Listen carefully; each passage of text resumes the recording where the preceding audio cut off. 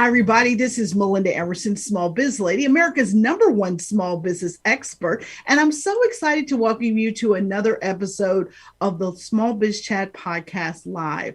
I am so excited for today's show. We have some amazing experts in the house with us. First of all, if you want to learn a little bit more about online selling, I've got an expert here for you. If you've been suffering with chronic stress in your business, I've got an expert here who's going to give all of us tools on how to manage stress a little bit better. And if you are a local business, a local retailer, I have got one of the top experts in the country here tonight who's going to help you figure out how to attract more local business. You know, we're going to talk to a sales coach who's going to talk about how to use LinkedIn to build corporate contracts. So if you're looking for a 5 or 6 figure corporate contract, you're going to hear about that tonight. Also, too, we have a trauma expert who's here with us, who's going to help all of us learn strategies to cope with stress better so that we can feel better as we're running our businesses, right? Who wants to be a ball of stress all the time?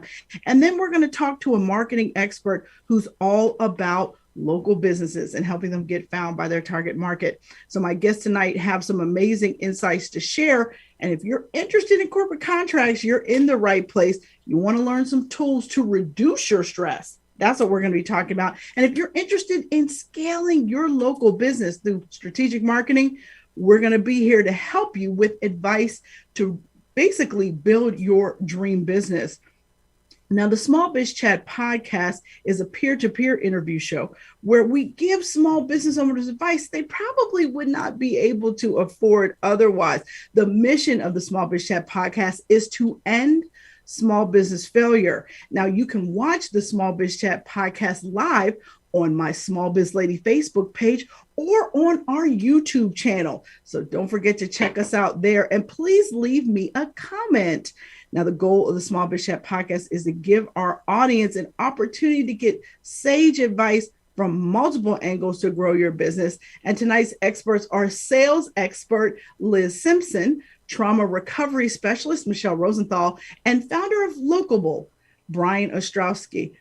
Now it's time for me to introduce my very first guest, Liz J. Simpson. Liz is the founder of the consultancy Stimulus LLC, and she's recognized by LinkedIn as one of the 15 sales influencers to follow. She's also been featured on NBC, CBS, South by Southwest, 40 Under 40, and LinkedIn Sales Stars, as well as she's a HubSpot Inbound Fellow. Her firm Stimulus empowers organizations and business development professionals with B2B digital strategies to accelerate revenue growth. Liz is also the founder of the accelerator, The Big Money Movement, where she trains thousands of women experts to secure 5 and 6 figure corporate deals. If you want more information about that, you can head over to thebigmoneymovement.com. Liz, welcome to the Smallbizchat podcast.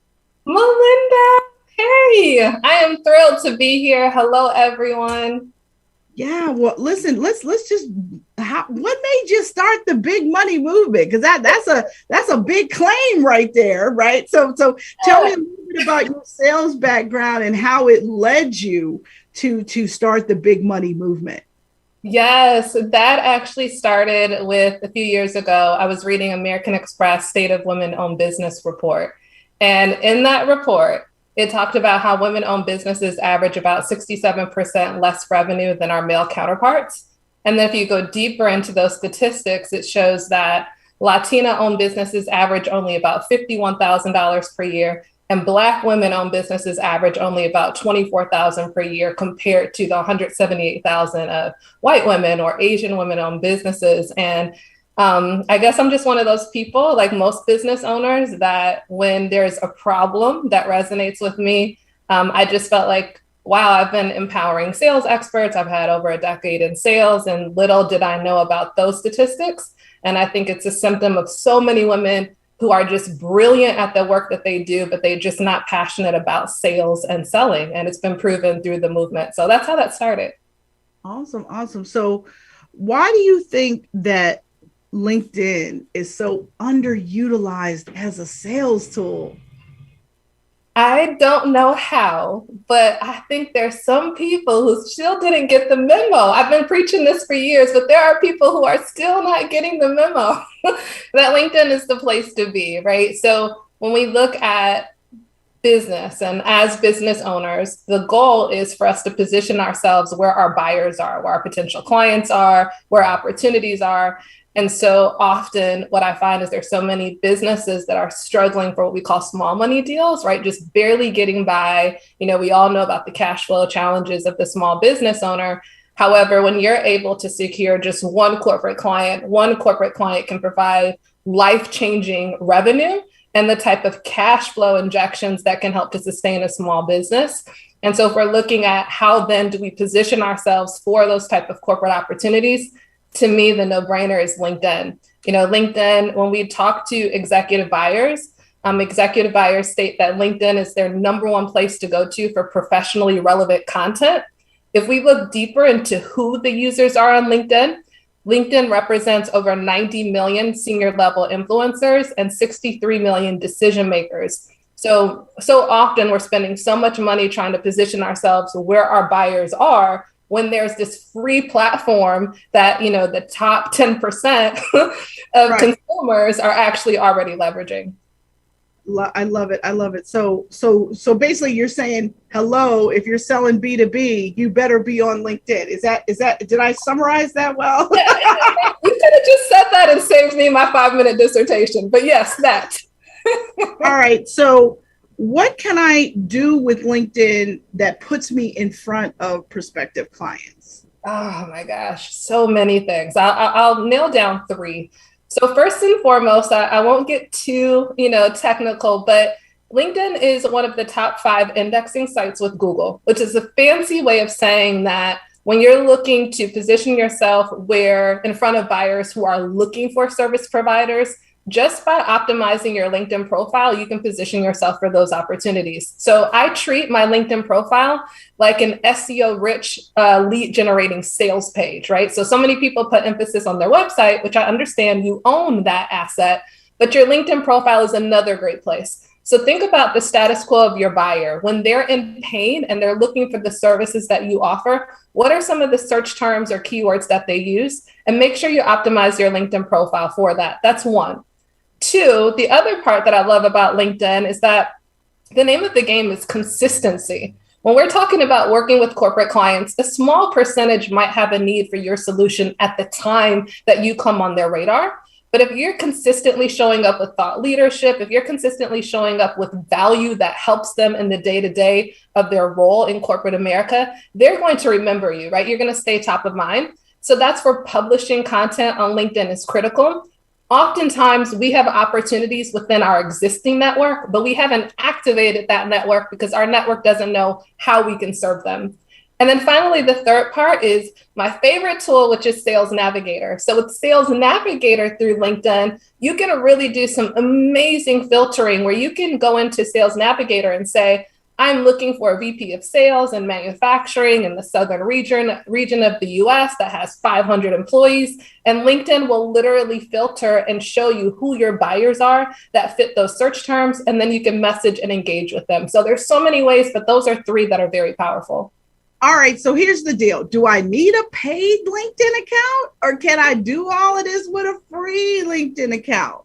Great question. So if someone listening is like, I don't have resources to buy another piece of technology or add anything else to my tech stack, absolutely. You can be 100% effective with LinkedIn's free tools. If you're a power user, if you're someone who's really serious and you're disciplined about strategic relationship building and you want extra capabilities so that you can make sure that you're growing your network and engaging your existing network, LinkedIn Sales Navigator is a cherry on top, but it's a nicety. It's not a necessity. Mm-hmm.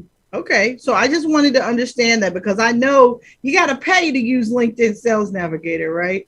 You do. I believe right now it's about $79.99 a month per user. So it's not the most expensive piece of software, but I know software adds up. So it's not required. All right. So tell me about proper connection etiquette. If I don't know you, is it okay to send you a LinkedIn? Hey, I think so I know knows you. Like what's the deal with that? That is definitely a debate, right? So when you bring up that topic, you get debate amongst sales professionals. I personally love LinkedIn because it's an opportunity for me to expand my network. So I am someone that I will send LinkedIn invites to individuals that I don't know, but it's all about adding value, right? And so when we talk about how you're positioned, at this point, because my LinkedIn profile is very clear about who I am and what I do, I'm adding people to my network every day that I've not met in person.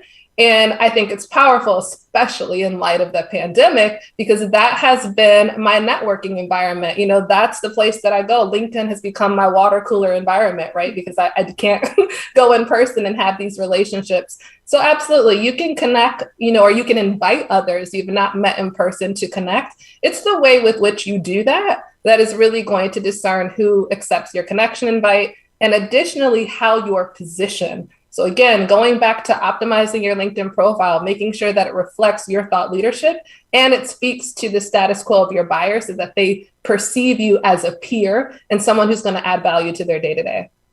I love it. I love it. Well, listen, you have been listening to the Smallbizchat podcast. I'm Melinda Emerson, the Small Biz Lady. We're going to be talking more with Liz about how to get corporate contracts when we come right back. Stay with us.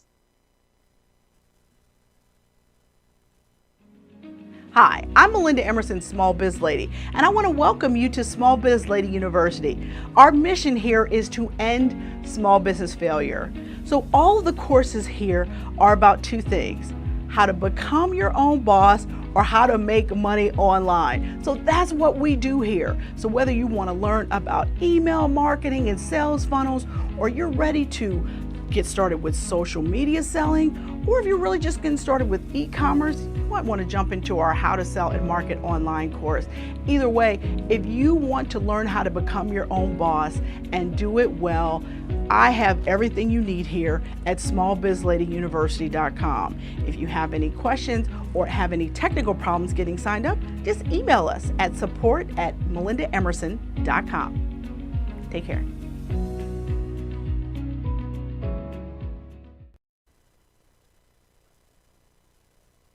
Welcome back to the Smallbizchat podcast live. I'm Melinda Emerson, Small Biz Lady, your host, and we're back with my guest, Liz Simpson, and she's breaking it down for us about how to get 5- and 6-figure corporate contracts by leveraging LinkedIn. All right, Liz, I got to ask you this. What are the biggest mistakes people make on LinkedIn? Oh, first and foremost, can we just have a moment of silence for all the bots that we need to shut down on LinkedIn? Oh my goodness. The automation is a no-no. When we talk about corporate clients, we're all in the business of people and it's all about relationships. And the last thing that you want to do is burn a bridge of a potential relationship, because we all can see through the veil of automation. So first and foremost, please turn off your LinkedIn automation and your messaging. But I think the other mistake people make with LinkedIn is deeper than LinkedIn, especially if we're going to talk about small business owners. So often as small business owners, we're excited about how long we've been in business and how many years of expertise that we have. And in the work that I do with clients, I find so often they don't have clear positioning. And what that means is, who am I focused on serving?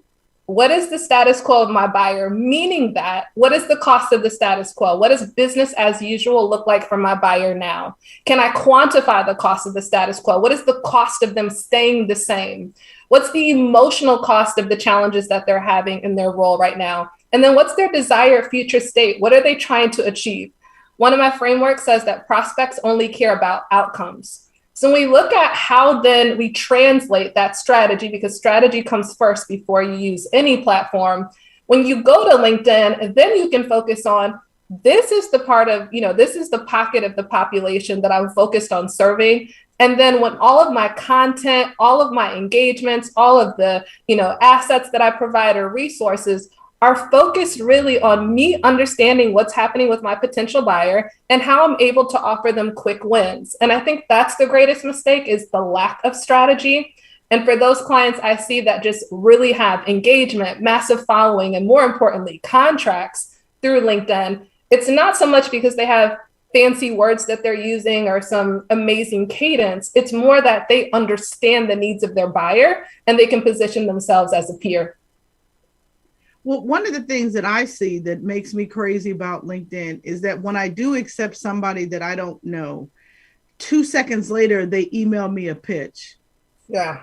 And having not spoken to me, they don't know anything about my business.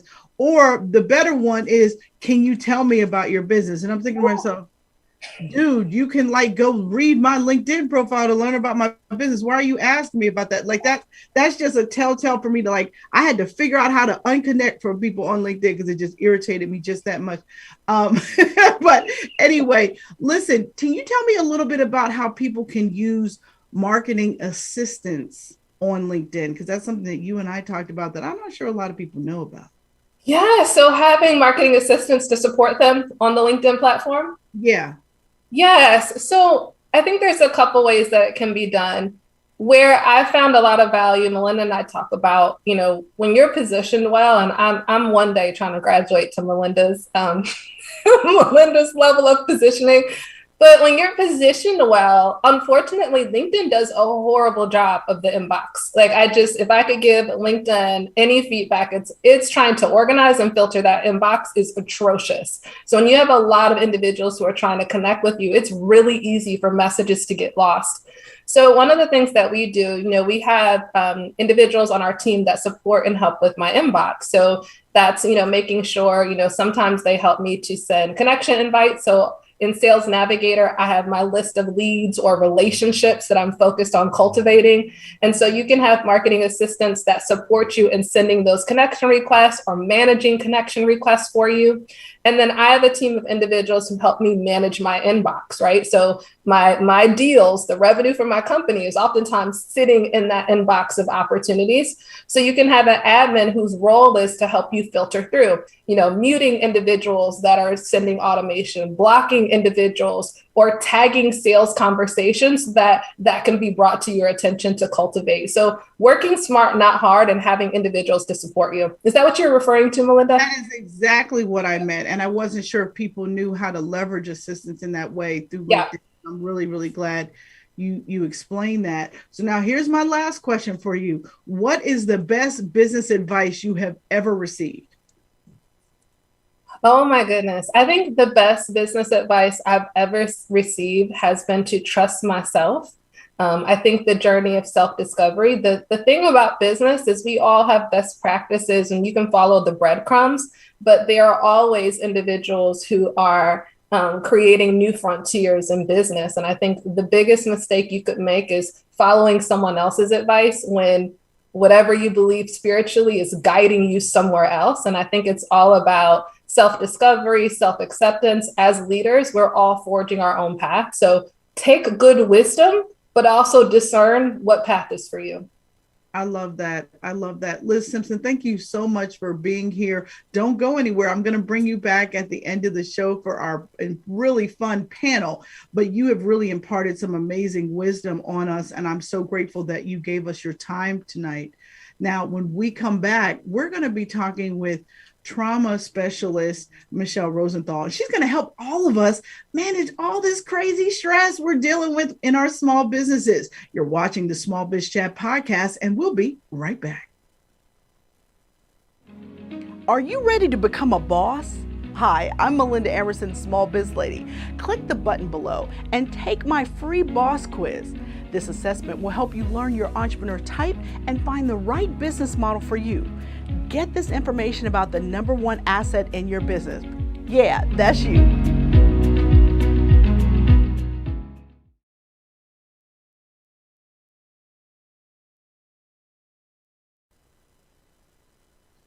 Welcome back to the Smallbizchat podcast. I'm Melinda Emerson, Small Biz Lady, your host, and I'm excited to introduce my next guest. She is a trauma recovery specialist, and her name is Michele Rosenthal, and she's an award-winning trauma and PTSD blogger, and she's an award-winning award-nominated author of multiple trauma and PTSD recovery books. She's a popular keynote speaker, and she has trained professionals and inspired audiences across the country with her frequently seen in the media. And she's frequently seen in the media on CBS, NBC, The Washington Post, Newsday, Psychology Today, Ladies Home Journal, and Women's World. And she is here to teach all of us about this whole thing we call stress, right? And I'm a big believer that stress kills people, Michele. So thank you so much for being here with us. I'm really excited to talk to you.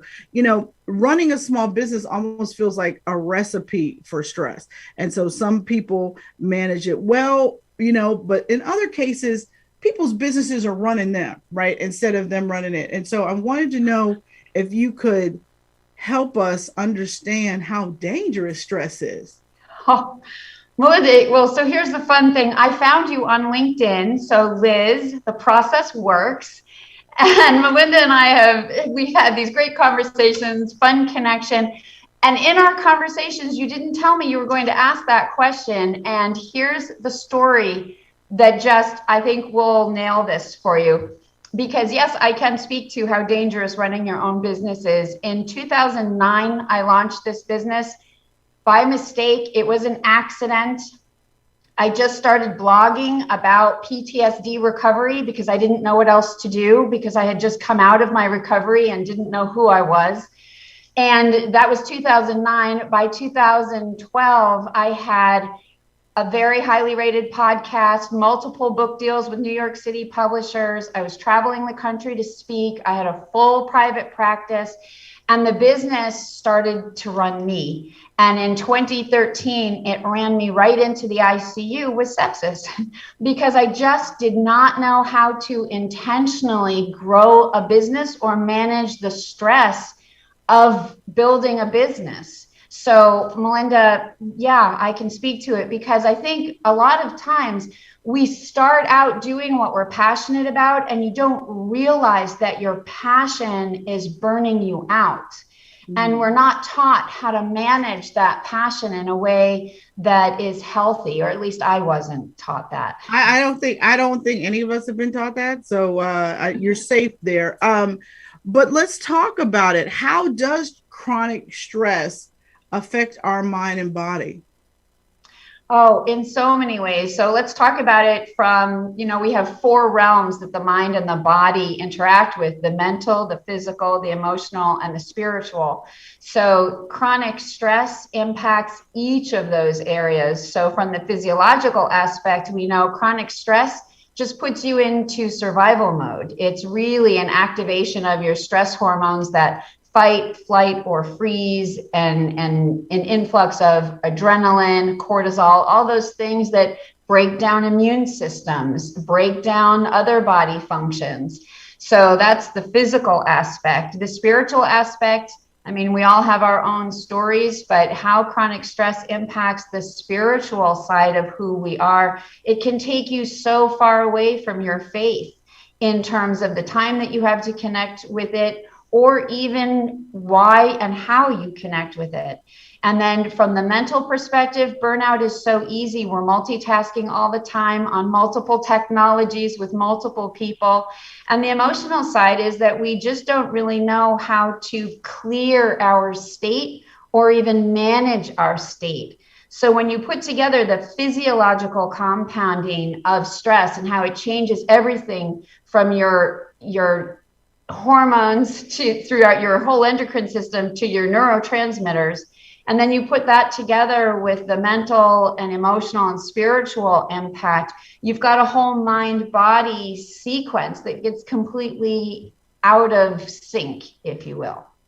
Wow. So how can we identify like our stress triggers so that we can be like, get behind me, devil. I'm not going to let you take me there. You know what I mean? Like, how can you identify that so that you don't feed the beast, if you will? Yeah, absolutely. That's, I think, the crux of the whole issue. And I'll tell you, in 2013, I ended up in the ICU in September of 2013. But for about 6 months, I'd been telling my husband, I can't keep up this pace. I can't keep up this pace. I can't keep it. You have to listen to your language, and you have to engage the people around you to listen to your language, because you will be talking about the stress as it's building. You'll say, this job is killing me. These hours are killing me. I can't keep doing this. And that's the time to start listening to yourself. You're getting the messages. We're all just trained to keep going, right? We're a culture of no pain, no gain. We're a culture of, if you're not struggling, you're not winning, because there's no winning without, the struggle beforehand. So if, number one, listen to your language, to yourself and to others, because the clues to your burnout and your stress are in your language. Number two, engage the people around you to mirror back your language to you, because they might hear it before you do. And number three, pay attention to the way your body feels. I'm trained as a hypnotherapist, so I am very attuned to the unconscious, not just the conscious. I'm also trained as a neurolinguistic programmer, so I'm very attuned to neurology. What we say in my industry is everything from the neck down is your unconscious. Everything from your neck up is your conscious mind. So your body is your unconscious sending you messages. And when it sends the messages, you need to listen. That is a really, really powerful thing that you just said. I've never thought about it like that. So everything from the neck down is can be talking to you, and you got to be listening, right? And so I'm gonna do that from now on, because I think I've gotten myself close to the brink a few times in 22 years in business. Definitely. It's so funny. And if I may just add, because I have an Olympic gold medalist as a client, and what she said to me recently, I think also underscores the point. She says, listen to your body when it whispers. Otherwise, it will make you scream. Wow. And usually it's our body that shows signs of stress before our mind, because the mind is capable of producing 50% more stress than your body can handle. So your body will break down before your mind gives in. So it's really important to pay attention to how you feel. Wow, I think you just said a whole bunch right there. You said, you said, pay attention. They said your body will give out before your mind will. So pay attention to what your body is telling you. Wow. So what can we do to reduce or eliminate chronic stress? I know you said we need to be listening. We need to have other people paying attention to what we're saying, but are there other things that we can do, like with our schedule or time management, like stuff like that we can do so that we don't put ourselves behind the 8 ball all the time? Absolutely. And I think there are tons of experts who can speak to schedules and time management. So they've studied that more than I have. So I'll leave that to them. Here's what I've studied, and here's where I think it's so crucial. You have to be intentional. Before you get to your schedule or your time management, you have to be really, really clear in who you are as a business owner, as an entrepreneur, as a person. You have to be so clear and intentional in who you want to be, the life you want to live, and how you want to run your business. I had to get very clear in the ICU. I had sepsis, so my brain took a huge hit. When I came out, I couldn't speak, I couldn't write, and I couldn't read. So it took a long time for my brain to come back online, which obviously it has. But after that, I really got intentional about, how do I want to run this business? What are my hours? What are my goals? How can I really hone in my focus and get really sophisticated in what I'm doing and how I'm doing it, so that I am running this business, not the business running me, not everybody else's agenda running me. So if I could give one really important tip after the idea of listening to your body, it's be intentional. And that means clarity, specificity, and detail in what you are doing before you even begin. Wow. I think that is so incredible. You just dropping like these gems on me that I'm just like, I feel like I need to be tweeting like while you're talking. So, so how does mindfulness, I know you just talked about being intentional, but what about mindfulness? Is there another role for mindfulness sort of like throughout my day? paying attention, like how much water have I drunk, like stuff like that. They can help me, keep it here, versus here, right? So what kind of things can I do from a mindfulness perspective to manage stress or to keep stress at bay, if you will? Right. So you mentioned drinking water. Let's just talk about taking care of your physical self first, because it's easy to set I have clients who do this all the time. They set alarms on their phone for it's time to drink more water. It's time to take a walk. It's time to get up from your desk. Sitting is the new smoking, as they say, and it is important to stand up and walk around. Technically, according to studies, every 50 minutes, every 50 minutes, you should be stepping away from your desk, take a walk around the block or a spin around the office, according to your preference, so that your body gets some movement and so that your eyes get a relief from the strain. So that's one thing. You can use your apps to program in these different things to do. Here's how I like to use mindfulness even more mindfully. Number one, we have let's look at everything in terms of a 4-level process. You have your performance, which is your base, your foundation. Above that, you have your state, the state in which you are performing. Above that, you have your physiology, which allows you to access the state in which you want to perform. And above that, over everything, is your breath. Your breath informs your physiology informs your state informs your performance. So I love to use mindfulness in a way that uses the breath so that you are constantly resetting. Did you know that in under 2 minutes, you can change your entire physiology just with breath work? That means changing your entire chemical makeup, because when you learn to, for example, breathe in but exhale longer than your inhale, you change your physiological makeup. And what I love to use breath work for in mindfulness is that pause before you reply to that email that's upset you, that pause before you pick up the phone and you make a sales call. Take some time to center yourself with breath so that your physiology is providing the right state for you to perform at a high level, to get those big contracts that Liz is teaching you to get. So in every single moment, you need to be managing your state so that you can perform. That means changing your physiology with your breath, and mindfulness happens so easily when you are attending to and connecting to your body through your breath. You become way more present. And that is probably my number one way that I love to be mindful, even myself, is to use the breath. I love that. You are giving us so many amazing gems. Listen, you're watching the Smallbizchat podcast. I'm Melinda Emerson, your host, and we will be right back. Stay with us.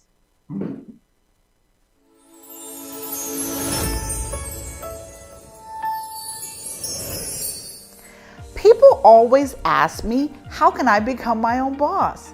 With multiple features in the New York Times, Forbes, and on ABC News as America's #1 small business expert, I know a thing or two about how to do it. Hi, I'm Melinda Emerson, Small Biz Lady, and I've been coaching small business owners since 2008. That's right, I've been helping small business owners plan for success since the last recession, and I'm still here reaching over 3 million small business owners a week online. I've spent the last 12 years compiling exactly what I did to become my own boss. I even broke it down into a 6-step system in my best-selling book, Become Your Own Boss in 12 Months. Over 100,000 people in multiple languages around the world have this book, and due to the pandemic, I know people need help. If you're ready to transition successfully from being an employee into your own business, I'm here to help. I'm giving away 1,000 copies of Become Your Own Boss in 12 Months for free. All you need to do is pay for shipping. That's right, I'm giving away 1,000 copies for free. If you've always wanted to start your dream business, let me give you a roadmap to success. This offer will only be available while supplies last, and when they're gone, they're gone. Click on the button to grab your copy today.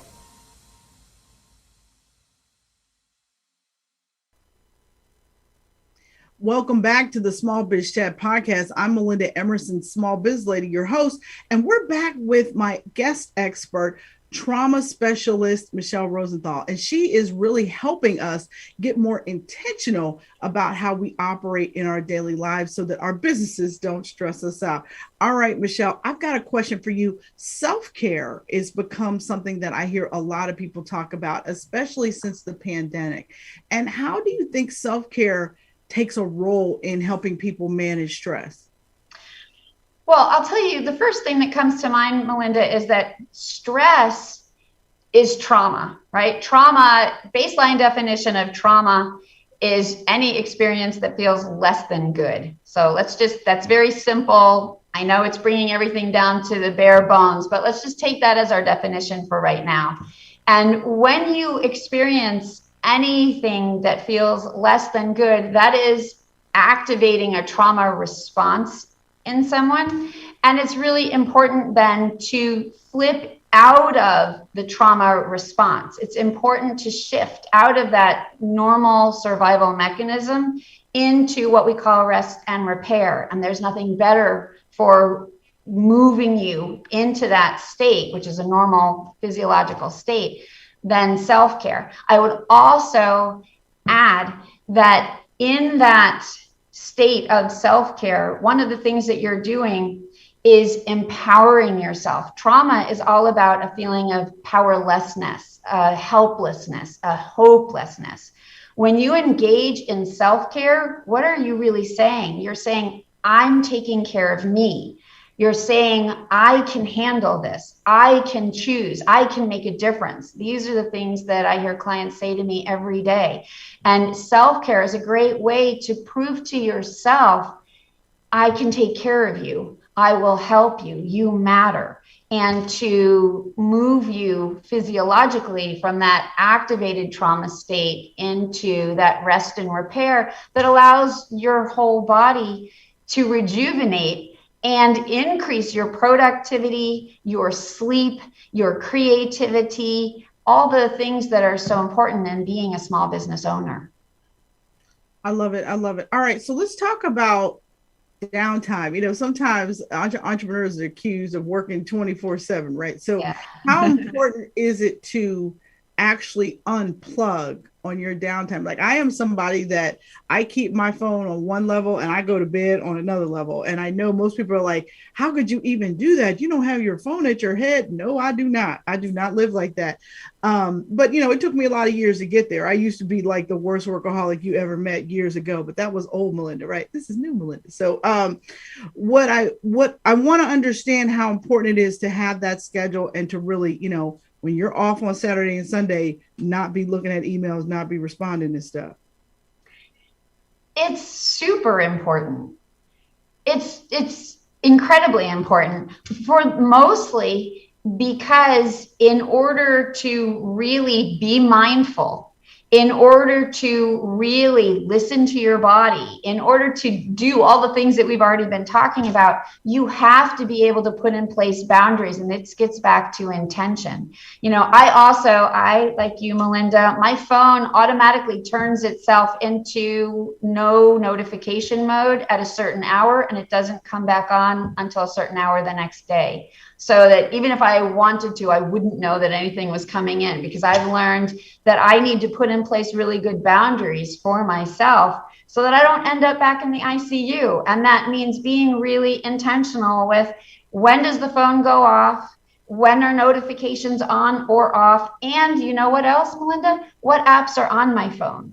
Because I take off some apps just so I don't, I live in South Florida, right? So sometimes I get stuck at a bridge that's going up and you have 10 minutes and you want to think, oh, I could answer email, or I could like find some answer on Messenger on Facebook, and it's enough already. I take all of those apps off my phone, and when there's a bridge opening, I just sit and enjoy the water and the sky and take that as a moment just to connect with myself. So you can find a lot of places to put self-care into a busy day when you don't have a lot of time, but you just want to step into that more intentional, more empowered place. of I'm taking care of you because you are the most important thing in this business. It doesn't happen unless you're okay. I love that. I love that. All right. Last question. What is the best business advice you've ever gotten? Hands down, my dad gave me the best piece of advice from very early age. My dad always said to us, do what you love and money will find you. And my brother and I both have taken that advice and had really wonderful careers, burnout notwithstanding. I was doing what I loved, and I did it a little too much maybe, but that was the best piece of advice, because that way you end up building a business that's really an extension of your identity. And that is so satisfying and fulfilling to do every single day. I love it. Thank you so much, Michele. You've been giving us so many amazing gems in this interview.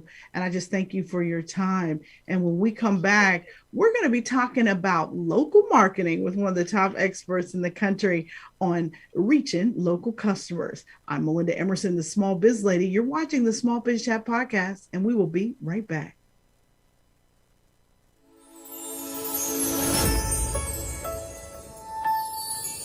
Is now the right time to start a business? This is the second most frequently asked question people always ask me, along with how can I become my own boss? And they aren't wrong for asking, because right now, these are the two most important questions anyone whose job security has been recently impacted is wondering. Hi, I'm Melinda Emerson, better known as Small Biz Lady. And when it comes to small business success, I've been featured multiple times on MSNBC and CNBC and ABC News as America's #1 small business expert. Since the last recession in 2008, I have helped many small business owners plan for success, and I'm still here, reaching 3 million entrepreneurs each week online. I've created a system that will teach you exactly how to become your own boss. I broke it all down into a 6-step system in my best-selling book, Become Your Own Boss in 12 Months. It's the exact roadmap to help you successfully transition from having a job to being your own boss. Due to the COVID-19 pandemic, many folks are suffering, and I want to do my part to help. I'm giving away 1,000 copies of my book for free. All you need to do is cover the shipping. If you have always wanted to start your dream business, let me give you a roadmap to success. Take advantage of my free offer while supplies last. Click the button below to grab yours before they're all gone.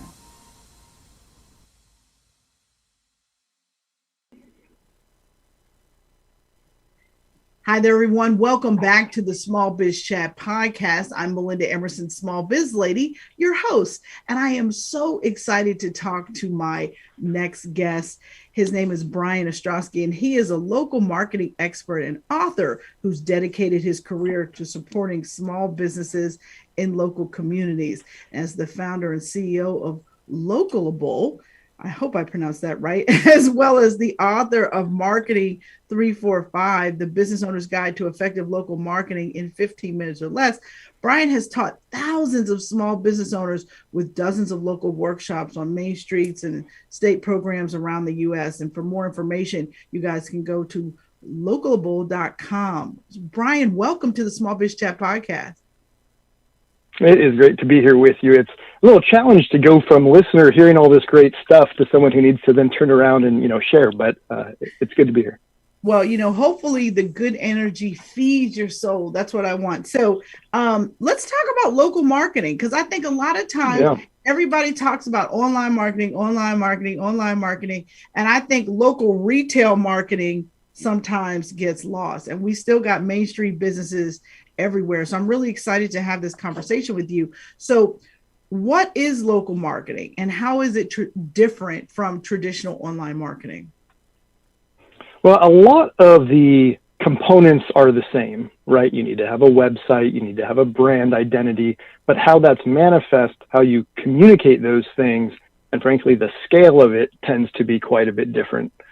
I often say that, at the local level, you're outmanned, you're outgunned, you don't have the resources of these big competitors, but you have two things they can't approach, and that is authenticity and relationships.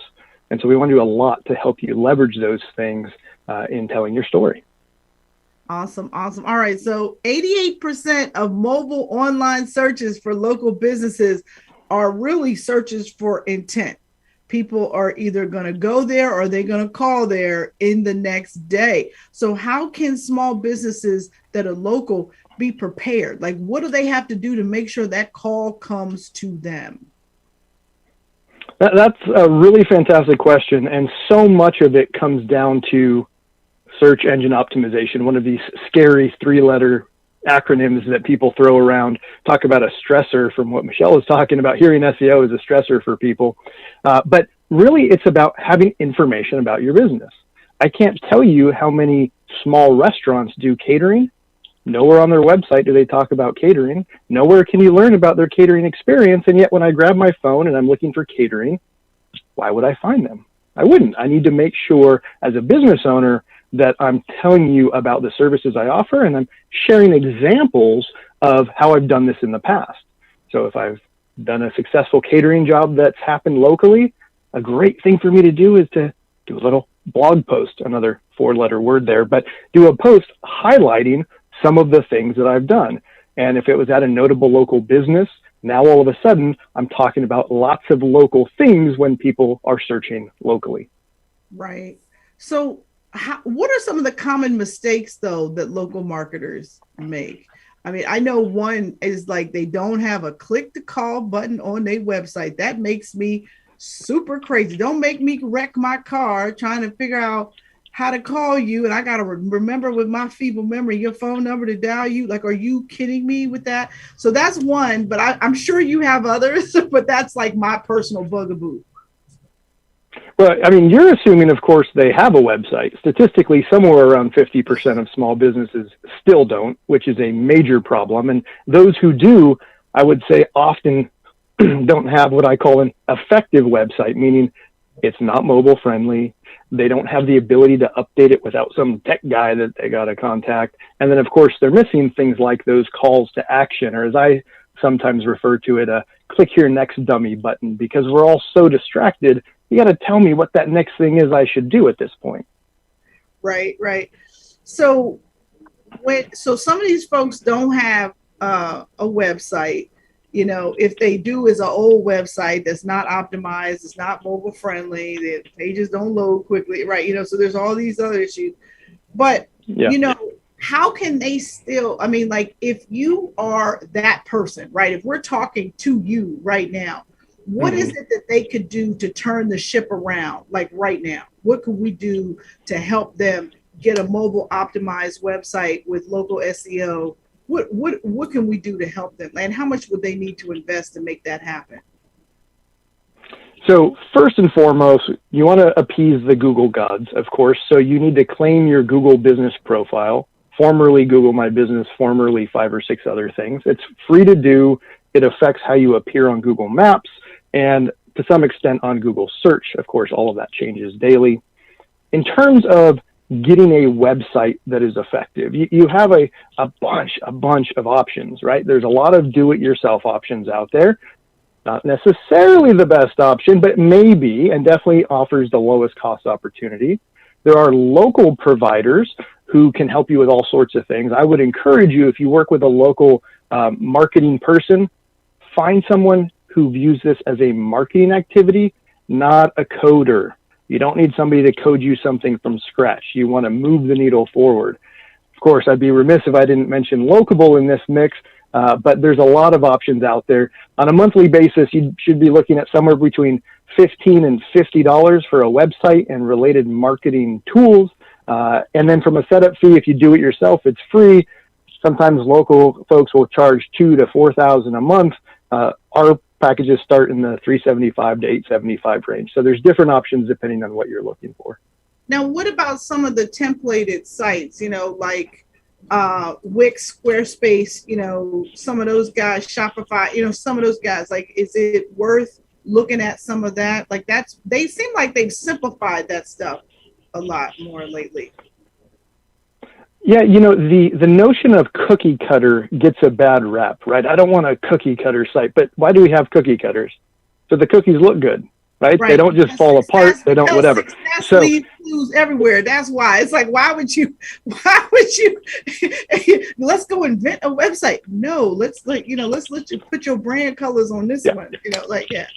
If you're doing something unique online, you're doing it wrong. That's basically the rule of thumb. But all of those services make doing websites fairly straightforward. I like certain options that you mentioned more than others, which I won't get on here now because I don't want to get sued. But there's a lot of good options, and the key is it's about telling your story, as I said. So it's sharing experiences from real life.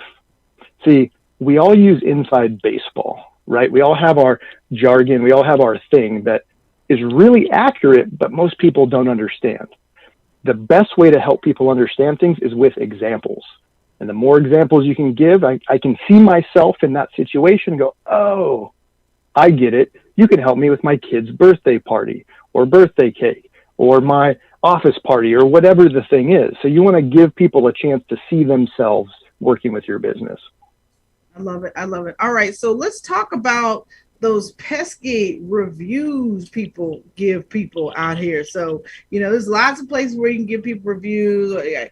Google reviews. We got Yelp is probably the biggest one that I hear most small business owners yammering about. But, Angie's List, all that kind of stuff. How should a small business embrace reviews, solicit reviews, right? I think a lot of people just want to get out here and respond to a review when it's bad. And I'm always like, no, actually, you should respond to all of them so that you don't look like some defensive jerk out here. Just no, what happened was you don't want to be that person, right, online. Yeah. But how could a local business really benefit from reviews and proactively go out and seek reviews? So reviews are this magical opportunity to get customers to talk about you in their own words, and their perspective is probably more like the other customers you want than yours is.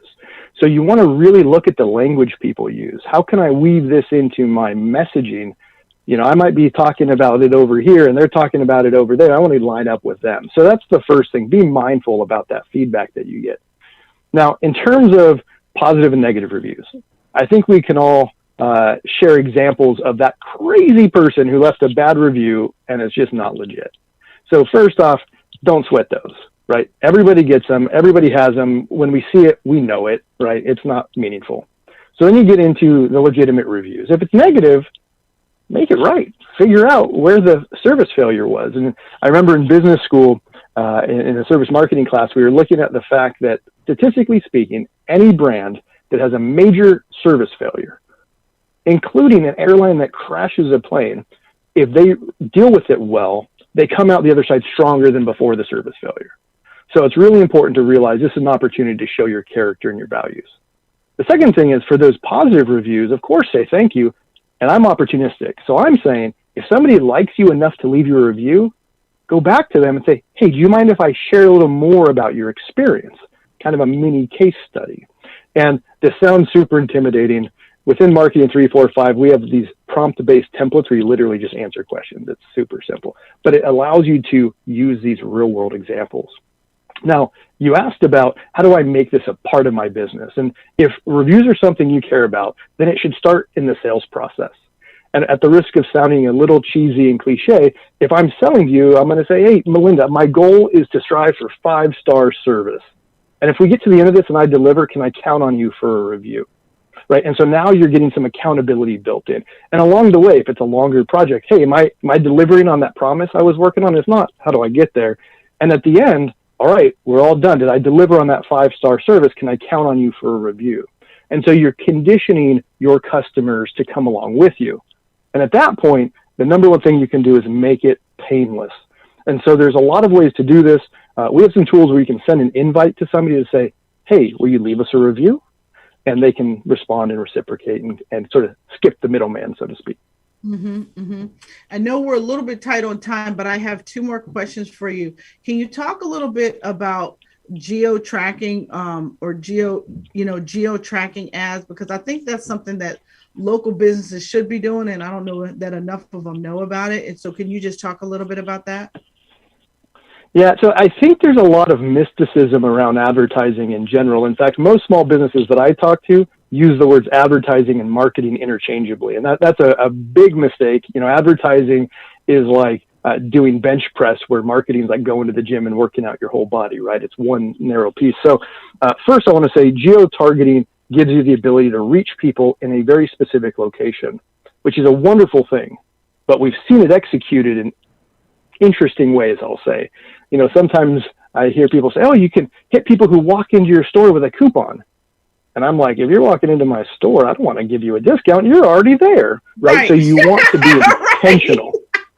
Mm-hmm. Right.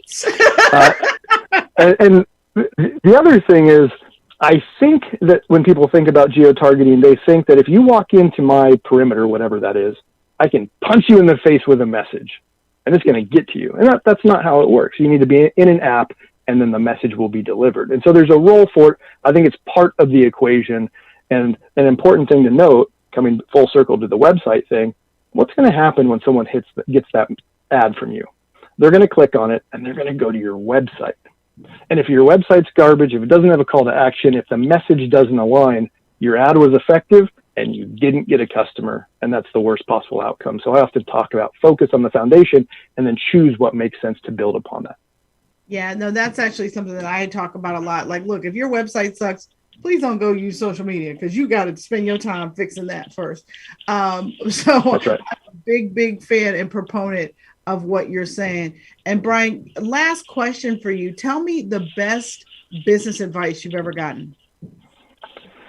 Well, two sides of the same coin. The first is show up. And the second is to do what you say you're going to do, right? There's nothing worse than when someone says, hey, I'll follow up with you, and it's crickets. If you're not going to follow up, don't say it. And if you say it, make sure you can deliver. There you go. Keep your word. I love it. I love that. All right. Well, listen, hang tight, Brian. I'm going to bring back all of our other guests now. So we're going to bring back Miss Liz Simpson and Michele Rosenthal, and we are going to do a really quick panel that we like to call Hit It and Quit It. And now this is the reason why we call it this. You guys are all going to be asked the same question. You only have 30 seconds to answer, and you cannot repeat somebody else's answer, because if you do, I'm going to give you the cowbell, and I don't want to do that. So what I want you guys to do is just focus. So Liz, since you've been waiting the longest, we're going to start with you. Then we're going to go to Michele, and then to Brian for the first question. And then the second question, we're going to hit Michele first, Brian, then you guys get how this is going to go, right? All right. So Liz, you ready? Yes, ma'am. Let's go. All right. So what is your favorite podcast? Favorite podcast? Oh, yes, it's this podcast. You're listening to Smallbizchat. Did I win? Teacher's pet. All right. Michele, what is your favorite podcast?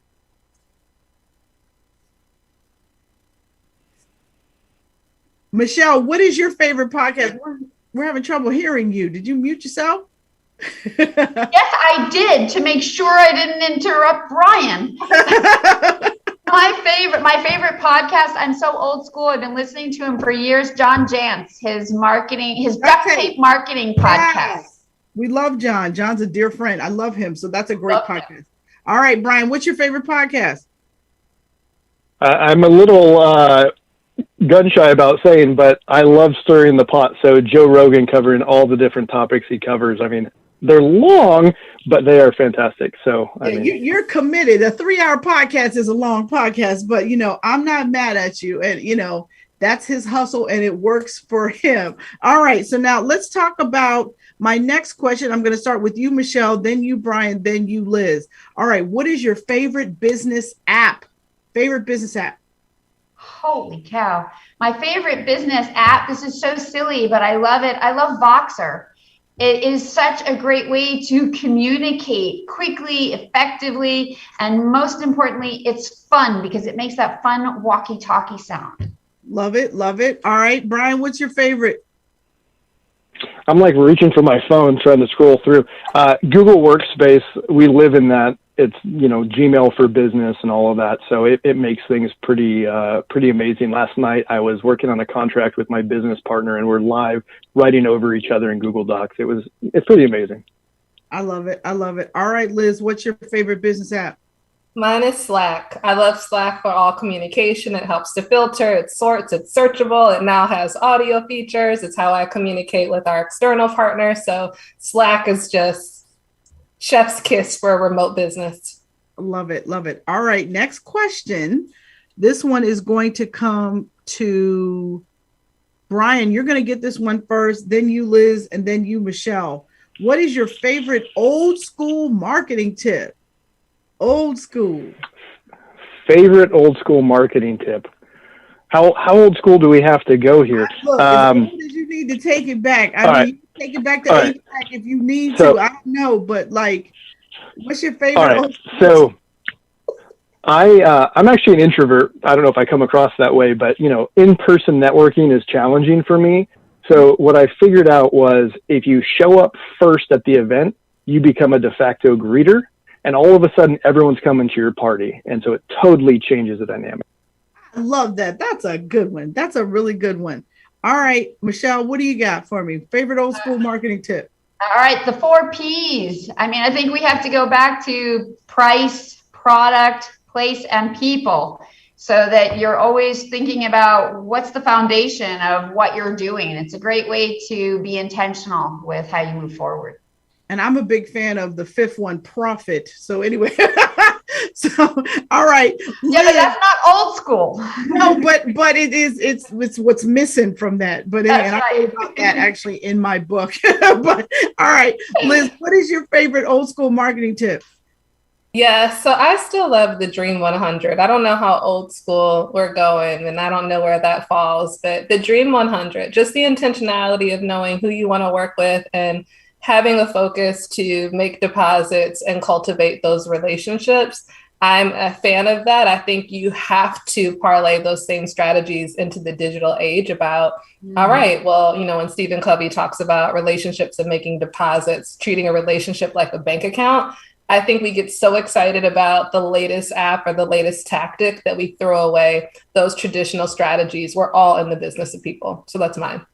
I love it. I love it. That's a good one. All right. So last question, Liz, I'm coming back to you first, then you, Michele, and then you, Brian. All right. Best business book you ever read. What is it? Best business book. I love Scaling Up by Vern Harnish. It was also The Rockefeller Habits. That's a book I've reread over and over and over the past 6 years. That's mine. Love it. That's a really good book. All right, Michele, what do you got? So I think it's always really important to clean up your side of the street as an entrepreneur, as a small business owner. I think you have to be really clear on what drives you and how to manage your own internal self. That's the basis of everything that I do for myself. And for that, I really love The Success Principles by Jack Canfield. It's mammoth, but it will get you focused on yourself and your mindset faster than anything. I love it. I love it. All right, Brian, what's your favorite book? Wait, that's my book. I can't say that. All right. So almost anything by Peter Drucker is gold. The Effective Executive is a fantastic book. If you don't know Peter Drucker, he wrote for 70 years on business and management, and brilliant, timeless knowledge, timeless insights. A lot of it's about being intentional with your time and how little you can control. So be real intentional about it. So The Effective Executive by Peter Drucker is fantastic. I love it. I love it. And you guys, I always have to share mine. It is Disrupt You by Jay Samit. And what I love about this book is he says, in order to disrupt the world, you need to start by disrupting yourself. All right. Thank you guys so much for being my guest tonight on the Smallbizchat podcast. You guys were all amazing. My guest, Liz Simpson, thebigmoneymovement.com. If you're struggling with stress and anxiety, Michele Rosenthal can assist you at michelerosenthal.com. And if you need some help with your local marketing, please go out and buy Brian Ostrovsky's brand new book. It's called Marketing 345, The Business Owner's Guide to Effective Local Marketing in 15 minutes or less. Thank you all for joining me for this episode of the Smallbizchat podcast. If you're still working on your digital pivot, be sure to check out my Small Biz Lady University, where you can sign up for my latest course, Social Media Selling. It goes live February 1st, so go ahead and sign up for your spot right now. I can't wait to help you finally start making the money you deserve online. So don't forget to head over to Small Biz Lady University. And thank you all for joining me for another episode of the Smallbizchat podcast. Our mission here is to end small business failure. I'm Melinda Emerson, the Small Biz Lady, and I will leave you with this. You never lose in business. Either you win or you learn. God bless everybody. Good night.